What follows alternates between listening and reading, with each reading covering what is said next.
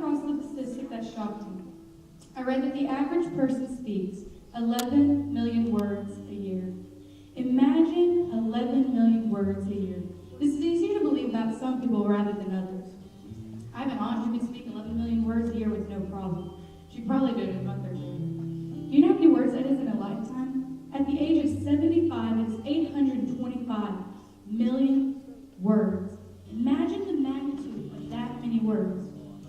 Think about how many words you've spoken over the last year. How many of those words were uplifting and encouraging? And how many of those words brought people down?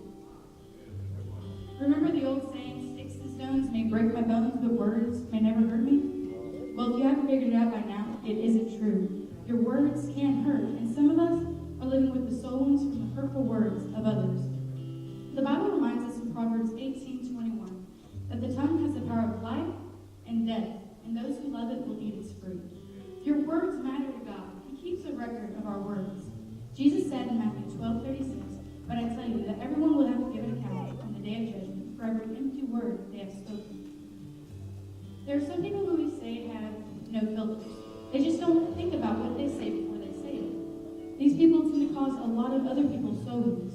Sometimes we think we're just teasing our friends when really what we're saying is hurting them more than we know. I've come to realize that I would probably have to add myself to the no-filter category. I have a tendency to speak my mind, and if I don't watch what I say, I could really hurt someone's feelings. I have to stop and ask myself, if this statement was said to me, would this statement hurt my feelings? Or better yet, would this statement honor God? Now let's look at this from another perspective.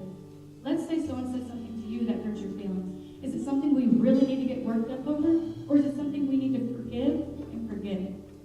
Christ said we must forgive our neighbors 70 times 7 times. That's a lot of forgiveness, and we all need forgiveness. Matthew 6:14-15 says, "For if you forgive others of their trespasses, your heavenly Father will forgive your trespasses. But if you do not forgive others of their trespasses, your heavenly Father will not forgive you of your trespasses." So you see, just like hurtful words leave soul wounds, so can unforgiveness. God did not give us a mouth to utter hateful words, but rather to speak love, encourage, and give life. God created us to share the gospel, but how can we share the gospel if the only words we know are hateful and take life from others? Christ said, if you look at a woman with lustful eyes, you've already committed adultery. And if you speak hateful words to your neighbor, you've already committed murder. How many people have you murdered with your words? In Proverbs 12:18 it says, "Careless words stab like a sword, but wise words bring healing." When you are careless with your words, you hurt people, period.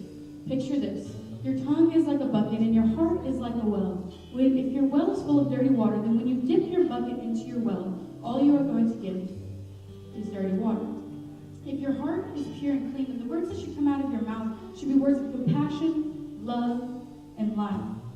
Our words are very powerful. We can't keep silent. God did not create us to be silent. He created us with a voice to spread life, a voice to spread truth, a voice to spread love. But how can we spread that love, truth, and life if all that comes out of our well is dirty water?